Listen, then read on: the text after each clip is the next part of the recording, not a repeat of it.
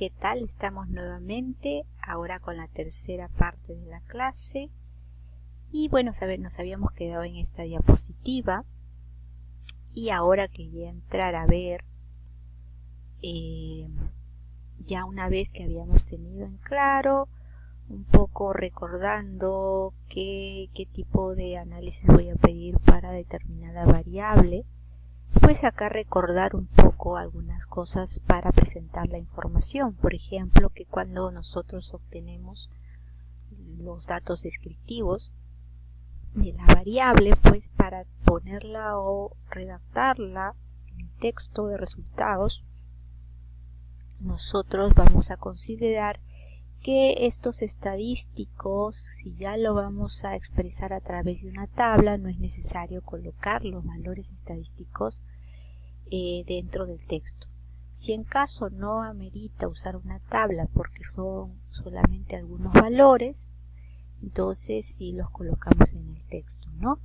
Esto es como para cuestión de formales, que lo pueden ver también dentro del APA. Es para recordarles, porque a veces pasa pues que nos pasamos poniendo todos los estadísticos en el texto y después vamos a poner una tabla, ¿no? Entonces se repite la información.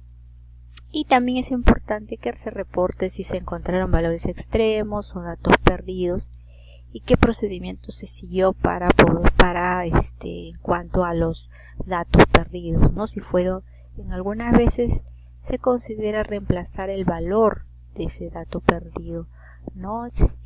Ya sea porque a veces promedian el puntaje, es decir, hacen un promedio de todos los puntajes, de todas las respuestas a esa determinada variable, y ese es el que se reemplaza. Pero algunos prefieren no utilizar ese procedimiento y dejarlo simplemente tal cual, ¿no? Dependiendo sobre todo en qué tipo de variables tenemos los datos perdidos. Si es que son en las variables pues de caracterización de las muestras, las llamadas variables sociodemográficas, pues no hay mayor impacto. Pero estos procedimientos se dan sobre todo cuando estos datos perdidos se han dado dentro de las variables relacionadas a nuestros constructos psicológicos, es decir, dentro de los puntajes de ansiedad. Es decir, si un ítem de ansiedad no fue contestado por alguna persona, es un dato perdido. Eso puede alterar el puntaje final de ansiedad, ¿no? Entonces a veces pues se suele utilizar ciertos procedimientos para llenar ese dato perdido.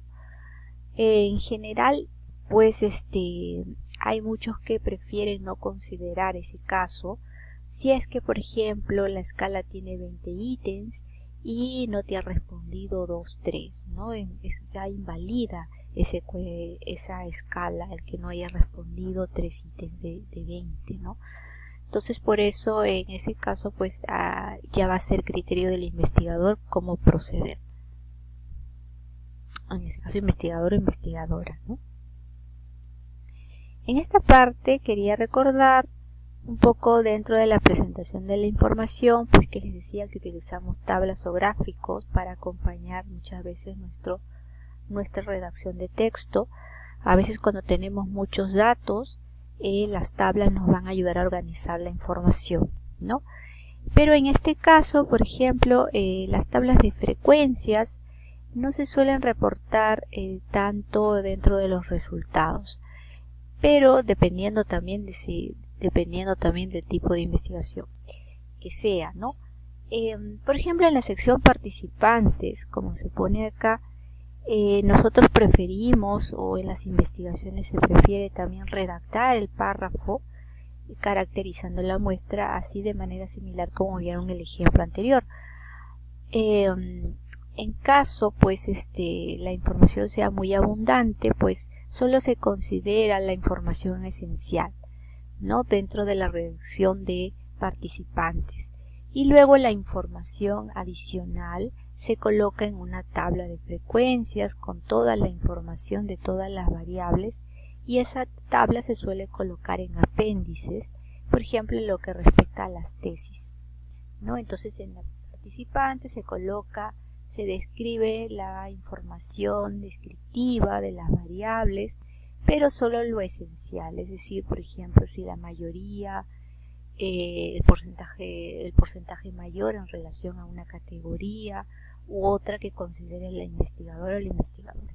Pero toda la información se suele colocar en una tabla que se coloca al final en los apéndices. Por otro lado tenemos las tablas estadísticas, que vamos a verla en la siguiente diapositiva, si no me equivoco, para ver cómo se ve una tabla estadística. Esta suele sobre todo usarse cuando hay muchos datos, ¿no? Nos sirve para organizar. Y el gráfico, pues en algunos casos se suele acompañar para expresar frecuencias, o en este caso para expresar cómo se distribuyen las variables. Podemos tener histogramas o un gráfico de puntos, dependiendo de lo que busquemos, ¿no? Estos gráficos apuntan a sintetizar la información y que se vea de una manera visualmente, pueda dar respuesta de repente a ese objetivo, pueda, digamos, aparte del texto que voy a redactar, que ese gráfico ayude para terminar de dar esa respuesta, ¿no? De manera visual. Esta es la tabla estadística, por ejemplo, para los datos descriptivos del constructo bienestar psicológico. Digamos que uno de mis objetivos específicos fue describir el constructo de bienestar psicológico y sus escalas. Acá se coloca el nombre de las variables, acá es de la escala global, es decir, la puntuación total de bienestar psicológico, y acá las dimensiones que tiene. Y así se coloca, pues como son variables continuas, pues lo que se ha considerado son medidas de tendencia central como media y mediana, y las medidas de dispersión, ¿no? Desviación estándar, mínimo, máximo. Como ven en esta tabla, para el APA se considera solamente 2 decimales. Y recuerden el punto decimal, no la coma, ¿no? Y también en las tablas, a veces cuando queremos clarificar algo, ponemos una nota a pie de página y se hace la aclaración. A veces en esta nota suelen estar lo que significan las siglas, ¿no? Si es que nosotros tenemos los nombres muy grandes de las variables, pues podemos poner siglas acá en esta columna y acá colocamos qué significa cada una de esas siglas, ¿no? Pero si no, para clarificar algún otro aspecto y que la tabla pueda ser comprensible. Recuerden pues que los estadísticos también son expresados en cursiva, ¿no? Eso también es importante que lo vayan recordando. Este va a ser un ejemplo para que ustedes construyan sus propias tablas cuando sean pertinentes. Hay un título de tabla 1 que no va en cursiva, y tenemos el título de la tabla propiamente que sí va en cursiva, y luego va la tabla que ustedes ven que todos están expresados de manera horizontal, ¿no es cierto? No hay líneas verticales. Eso recordar. Y estas pues se tienen que construir dentro del file de Word, ¿no? Dentro del documento. Ahora bien, en función a eso vamos a practicar cómo describir, por ejemplo, en función a algunas variables, responder a algunos objetivos de algún estudio que es más descriptivo, ¿no? Entonces para eso pues les he puesto estas preguntas que les va a servir para practicar, para que ustedes realicen su reporte 1 que viene la próxima semana. Entonces vamos a practicar con estas preguntas, vamos a utilizar la base que ya tienen disponible también y vamos a ver de qué trata. En primer lugar vamos a verificar si existen casos perdidos en la muestra y ver en qué variables se encuentran. Es importante que nosotros, antes de empezar nuestros análisis, siempre verifiquemos que nuestra base está limpia, entre comillas limpia, le llamamos a que tenga todos los datos bien digitados, ¿no? De verificar si hay casos perdidos, entre otras cosas. Y para eso, pues, SPC nos ayuda, ¿no?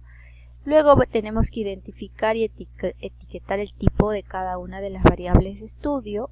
Esto se va a realizar dentro de la base misma antes de que ustedes empiecen a realizar los análisis correspondientes. Luego vamos a describir la muestra en función de algunas variables sociodemográficas. En este caso, sexo de grado de instrucción. Esto es y sobre todo nos ayuda en el caso de cuando queremos trabajar la parte de participantes, ¿no? Caracterizar a la muestra. Y por último vamos a ver, acá se plantea una pregunta donde dice que la investigación plantea que habría un mayor número de hombres solteros que casados o convivientes. ¿Cuál sería la conclusión? Argumenten y complementen su respuesta con un gráfico. Acá es importante que recuerden qué tipo de variable es, ¿no?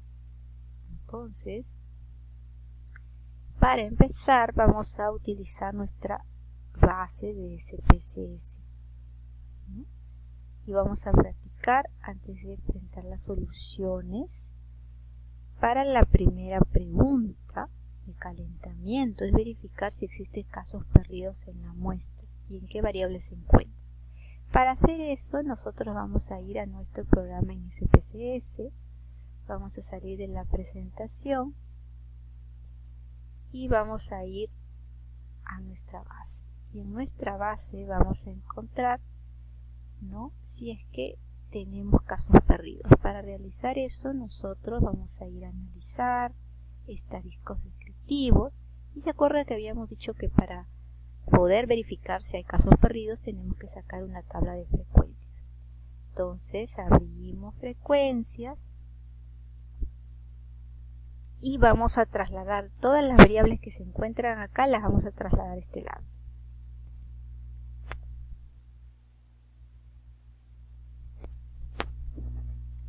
Así la van a ver inicialmente.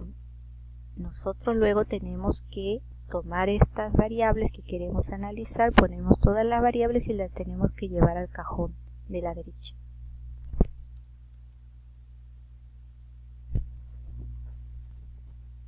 Sombreamos las variables y luego las pasamos acá. Las pasamos y utilizamos acá el cajón de estadísticos, y en estadísticos ya es para frecuencias estadísticos, justamente esta nos va a dar, porque marcamos el mínimo y máximo para que podamos verificar el rango de valores, ¿no? Y luego damos a aceptar.